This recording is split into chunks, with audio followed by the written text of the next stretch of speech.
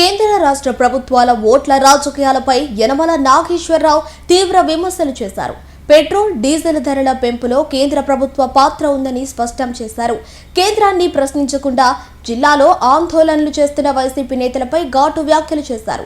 తమిళనాడు తరహాలో ఏపీ ప్రజలు ప్రత్యామ్నాయ రాజకీయాల వైపు చూస్తున్నారని వ్యాఖ్యానించారు. కావలిలో పెరుగుతున్న ఫ్యాక్టరీలు, వైద్య రంగ అభివృద్ధితో కనకపట్నం కాస్త డాక్టర్ల పట్టణంగా మారే అవకాశం ఉందంటూ ఆసక్తికర వ్యాఖ్యలు చేశారు. సబ్జెక్టు ప్రధాని మోడీ గారు ఇంధన మంత్రం మీద ఈ మధ్య ఒక ఆర్డర్స్ జారీ చేసినారండి. జారీ చేసిన ప్రక్రియలో మొట్టమొదటిగా మన ఆంధ్రప్రదేశ్ ముఖ్యమంత్రి గారు దాన్ని ఫాలో అయినారు. బాగానే ఉంది. ఈరోజు ప్రధాని నరేంద్ర మోడీ గారు భారతదేశంలో 143 కోట్ల ప్రజానీకానికి ప్రతినిధి అండి. ఆయన ఇప్పుడు నిన్న సెక్యూరిటీని అయితేనే కాన్వాయిల్ని తగ్గించినాడు, రెండిటికి ఏదో పరిమితి చేసినాడు. అయ్యా, నీ ప్రాణాలు ఈ ప్రజలకి ముఖ్యమయ్యా. నీవు చిరంజీవిగా ఈ యొక్క 3 సంవత్సరాలు ప్రభుత్వాన్ని పరిపాలించాలా, ప్రజలు అది కోరుకుంటున్నారు. మీరు కాన్వాయిల్ని సెక్యూరిటీ, ఎందుకంటే మీకు ఉగ్రవాదుల వల్ల థ్రెట్ అనేది ఉంటుంది, మీకు ఇంటెలిజెన్స్ రిపోర్ట్స్ కూడా ఉంటాయి. కాబట్టి మీరు ఈ రాష్ట్రాలని మీకు ఒక కమాండింగ్ గా ఢిల్లీలో చేరి వర్చువల్ టెక్నాలజీ అనేది ఒకటి ఈ మధ్య మీ వచ్చిందండి.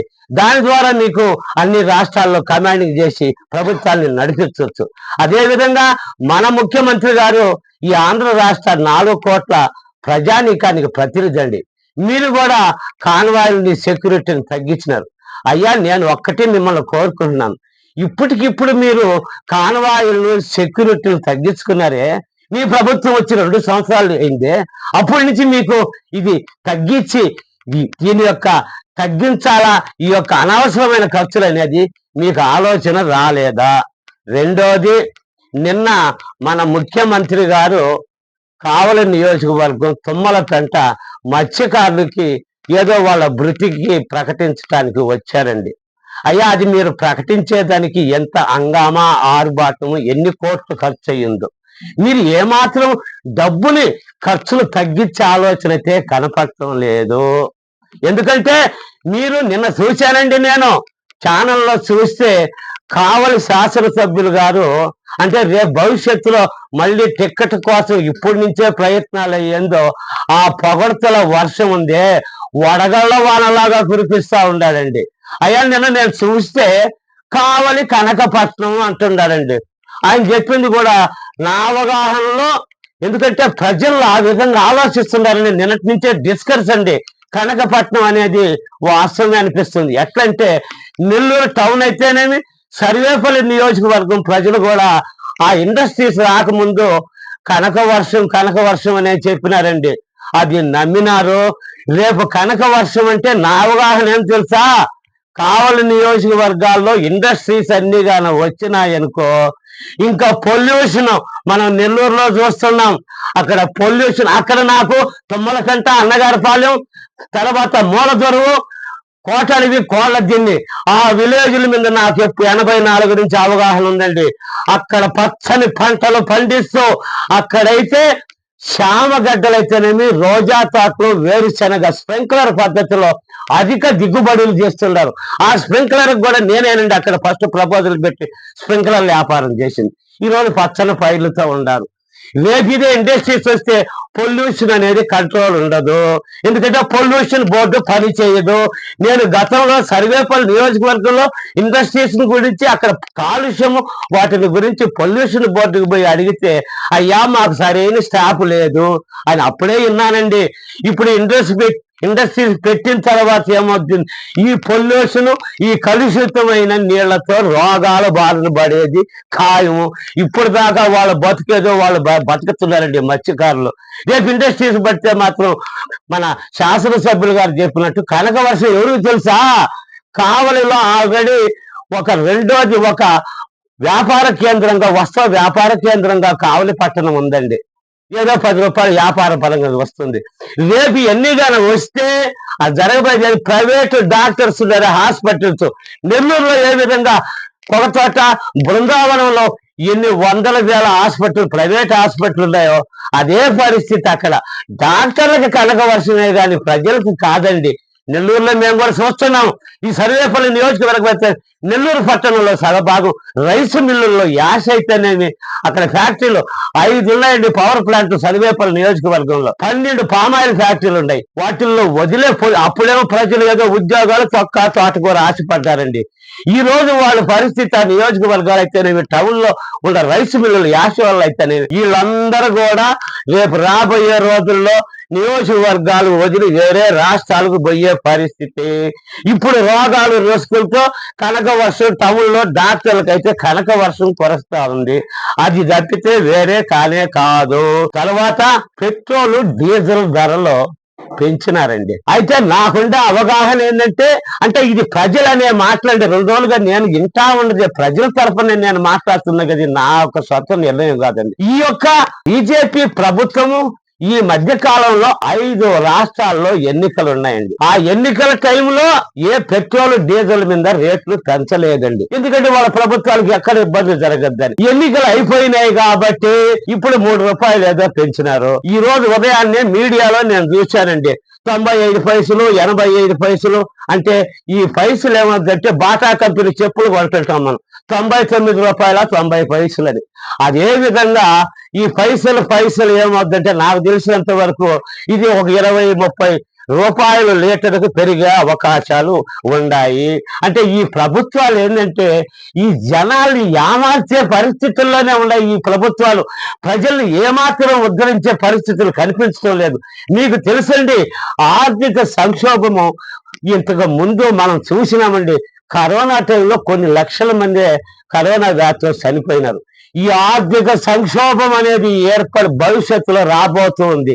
దీనివల్ల ఏమవుతుంది తెలుసా, ఉత్పత్తి అనేది తగ్గిపోద్ది.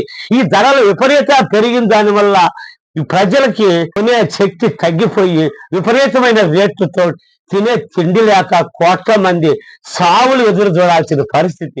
కాబట్టి ఈ భారత ప్రభుత్వానికి సంక్షోభం రాబోతూ ఉంది. దాన్ని ముందుగా మీరు ఆలోచించి, మీరు పెద్దవాళ్ళండి, మేము చిన్నవాళ్ళం, మా ఆలోచన ప్రజల ఆలోచన నేను మీకు తెలియజేసుకుంటున్నాను. మీరు ప్రజల కోసం చేయాలంటే చూడండి, విద్య, వైద్యము, ఉపాధి వీటి మీద దృష్టి పెట్టండి. మీరు ఏదో ఇండస్ట్రీస్ లక్షలు చెప్తా ఉన్నారు. ప్రతి ఓపెనింగ్ నేను గమనిస్తానే ఉన్నానండి, లక్షల ఉద్యోగాలని. ఈ మధ్య ఇక్కడ నెల్లూరులోనే ఈ 5 పవర్ ప్లాంట్లలో 15,000 మంది వర్కర్స్ ఉన్నారండి.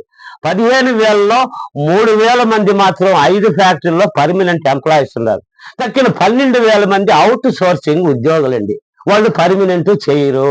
అది ఎందుకంటే ఈ అవుట్ సోర్సింగ్ ఉద్యోగస్తులు ఉన్నారే, వీళ్ళ కాంట్రాక్ట్ లో పొలిటికల్ లీడర్లే వెనకుండేది. అంటే వీళ్ళకి కొంత జీతాలు ఇచ్చే వాళ్ళ జోబీలోకి పోతుంటాయి.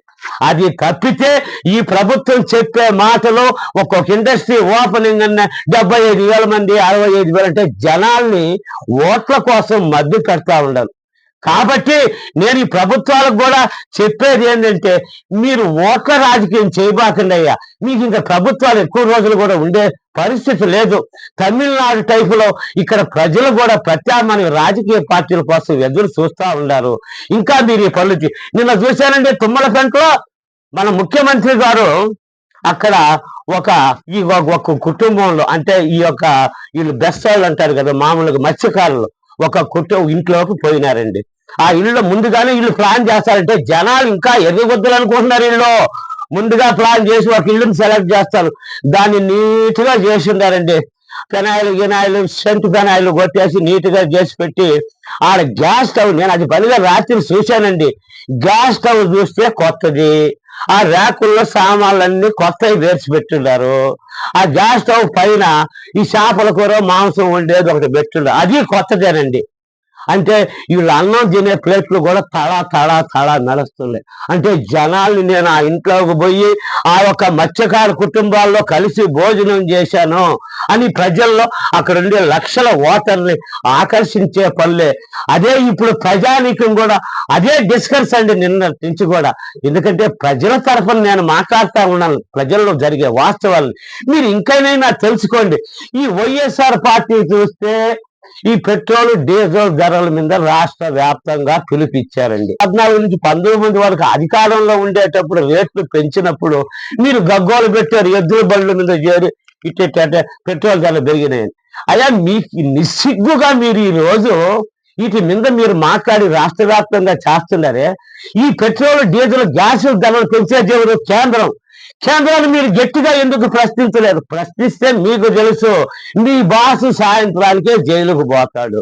అంటే మీరు కూడా జనాల్ని ఆమర్చే ఆలోచనలోనే ఉండాలి తప్పితే మీరు దిగడ చిత్తశుద్ధి అనేది కనిపించటం లే. కాబట్టి ఇంకనైనా మీరు ఇటువంటి డ్రామాలు ఆపండి. మీ ప్రభుత్వంలో చూసినామండి. ప్రభుత్వం మీరు అప్పుడు పెట్రోల్ ధరలు మనకు చుట్టుపక్కన 4 రాష్ట్రాలు ఉన్నాయండి.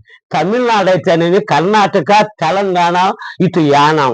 మీ పీరియడ్లో 10 రూపాయలు రేట్లు పెంచినప్పుడు గ్రీన్ ట్యాక్స్ అని, వ్యాట్ అని 4% రోడ్ ట్యాక్స్ అంటే అక్కడ రాజధాని అభివృద్ధి కోసం అనేది పెంచినారు. ఆ పెంచిన టైంలో ఎక్కడన్నా రాజధానికి తట్టడ మట్టిని వేసి దాఖలా లేదు. గతంలో చెట్లు అనేది ఉన్నాయండి. గ్రీన్ ట్యాక్స్ అంటే చెట్లు పెంచాల. చెట్లు పెంచకపోగా ఆయన హెలికాప్టర్ పైన పోతా ఉందంటే ఆంధ్రాలో హెలికాప్టర్ పోయినంత దూరం ఉన్న చెట్లన్నీ నరికింది కూడా ప్రజలు గమనిస్తానే ఉండారు. నేను ప్రజల తరఫున నేను మాట్లాడుతూ ఉంటా. ఆ విధంగా చెట్లు నరికి ఆ గ్రీన్ ట్యాక్స్ వసూలు చేసిన కోట్లాది రూపాయలు రోడ్డు ట్యాక్స్ ఇవన్నీ ఏమైనాయి? ఈ ప్రభుత్వం కూడా ఎందుకు గమ్ముగా ఉందంటే వాళ్ళకి తెలుసండి. ఈ ప్రభుత్వంలో కూడా పెంచిన రేట్లు ఏందనేది వాళ్ళకి తెలుసు.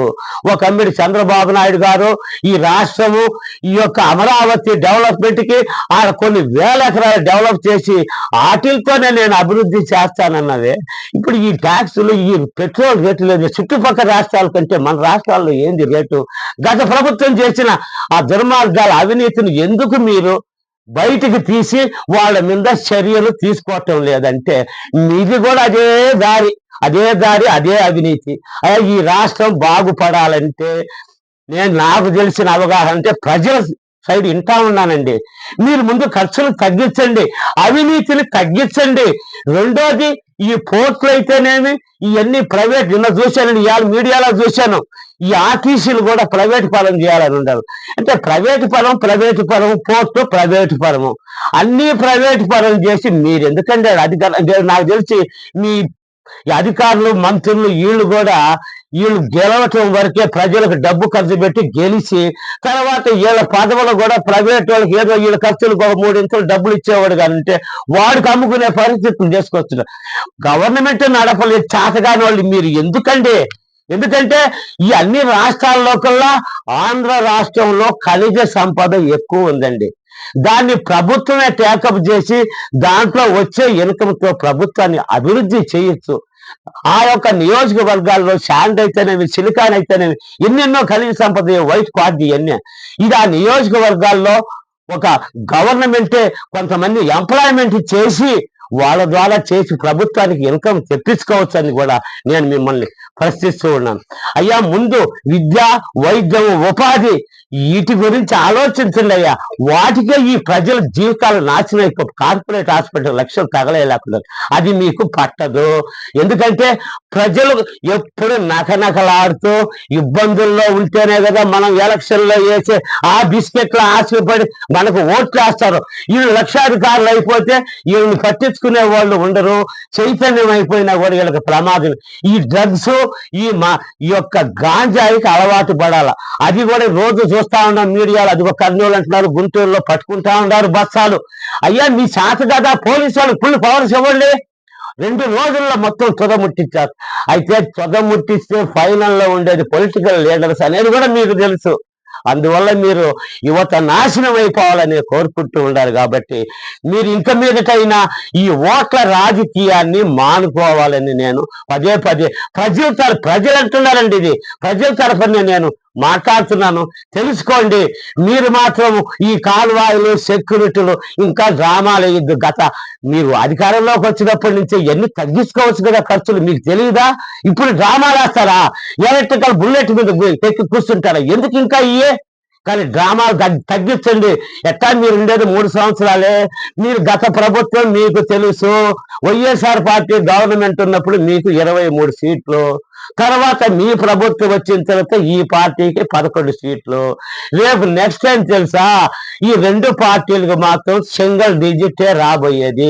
ప్రత్యామ్నాయం మాత్రం ప్రజలు ఎదురు చూస్తున్నారు తమిళనాడు టైపులో. కాబట్టి మీరు ఈ 3 సంవత్సరాలైనా మీరు సెక్యూరిటీలు తగ్గించుకోబాకండి. మీరు మా 4 కోట్ల ప్రజానికుల ప్రతినిధులు సార్. మీరు ఎందుకు ఈ డ్రామాలు వేస్తారు? ఓట్ల రాజకీయం తగ్గించుకోవాలని మరీ ప్రజల తరఫున నేను మిమ్మల్ని కోరుకుంటున్నాను.